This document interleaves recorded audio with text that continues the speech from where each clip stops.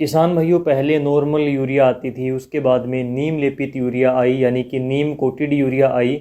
और अब जो नई यूरिया लॉन्च हुई है यूरिया गोल्ड के नाम से, ये सल्फ़र कोटेड है यानी कि सल्फ़र से लेपित है। तो इस वीडियो में यूरिया गोल्ड के बारे में पूरी A to Z इन्फॉर्मेशन आपको मिलेगी।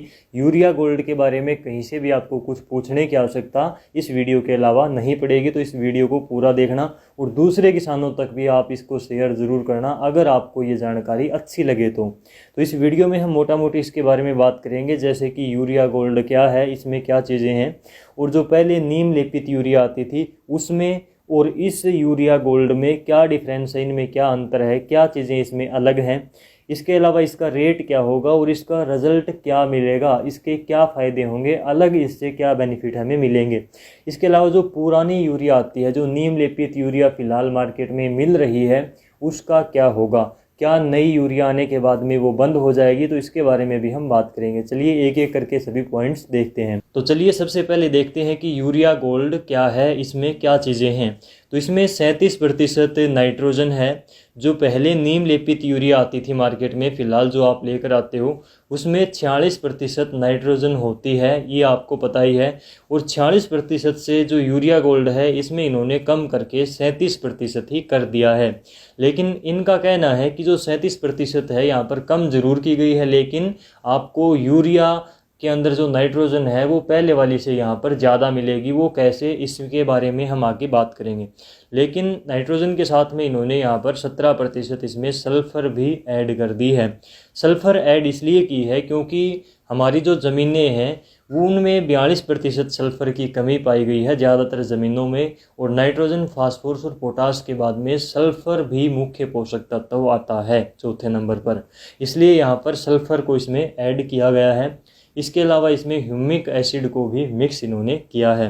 तो ये चीज़ें आपको जो नई यूरिया गोल्ड है उसमें मिलेंगी। पहले वाली में केवल नाइट्रोजन होती थी, लेकिन इसमें नाइट्रोजन के साथ में सल्फ़र और ह्यूमिक एसिड भी मिलेगा। कुछ एग्रीकल्चर इंस्टीट्यूट की रिसर्च और रिपोर्ट्स को अगर हम देखें तो उनका कहना है कि यूरिया गोल्ड से नाइट्रोजन आपको ज़्यादा मिलेगी। हालांकि इसमें पुरानी यूरिया से थोड़ी सी नाइट्रोजन की मात्रा इन्होंने कम ज़रूर कर दी है, लेकिन इससे नाइट्रोजन ज़्यादा मिलेगी पुराने वाले के कंपैरिजन में, क्योंकि ये सल्फ़र कोटेड है। और सल्फ़र कोटेड होने की वजह से ये यूरिया धीरे धीरे रिलीज़ होगी, धीरे धीरे पिघलेगी, तो ज़्यादा लंबे टाइम तक काम करेगी।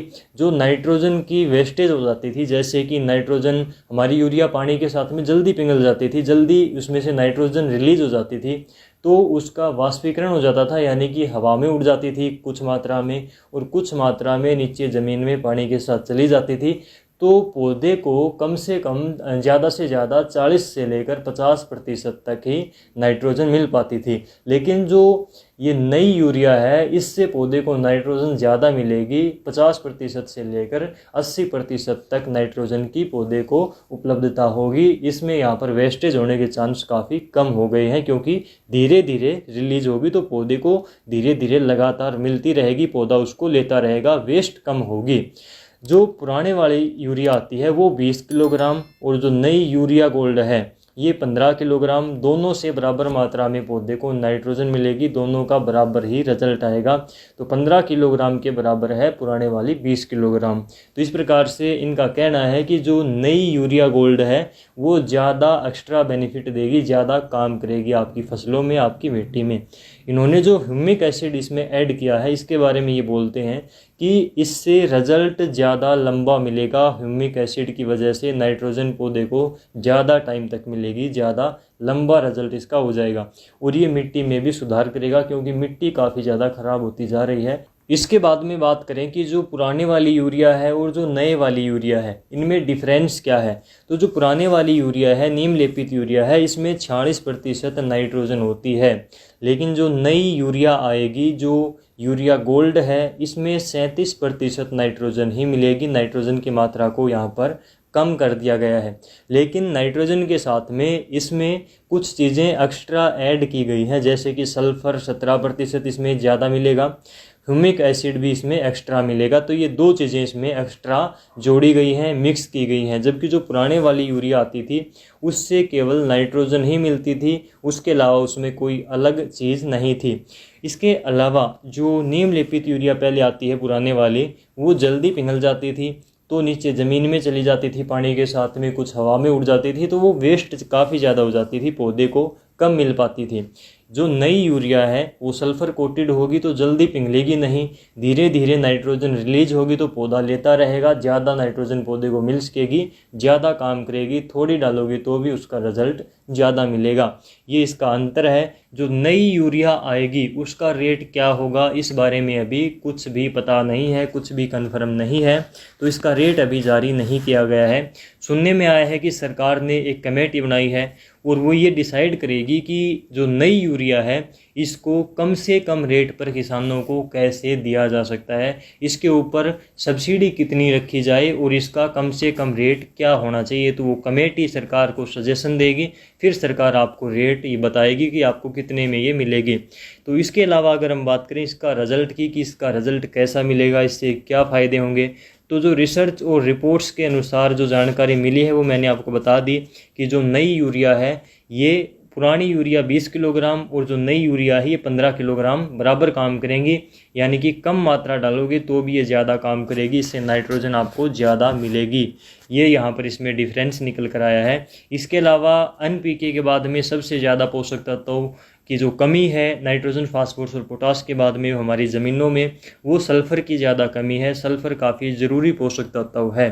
ये 17% इसमें मिक्स किया गया है, जो एक्स्ट्रा बेनिफिट आपको देगा हमारी ज़मीन की, इससे सेहत भी सुधरेगी और फसलों को भी जो है ज़्यादा प्रोडक्शन देने में मदद करेगा।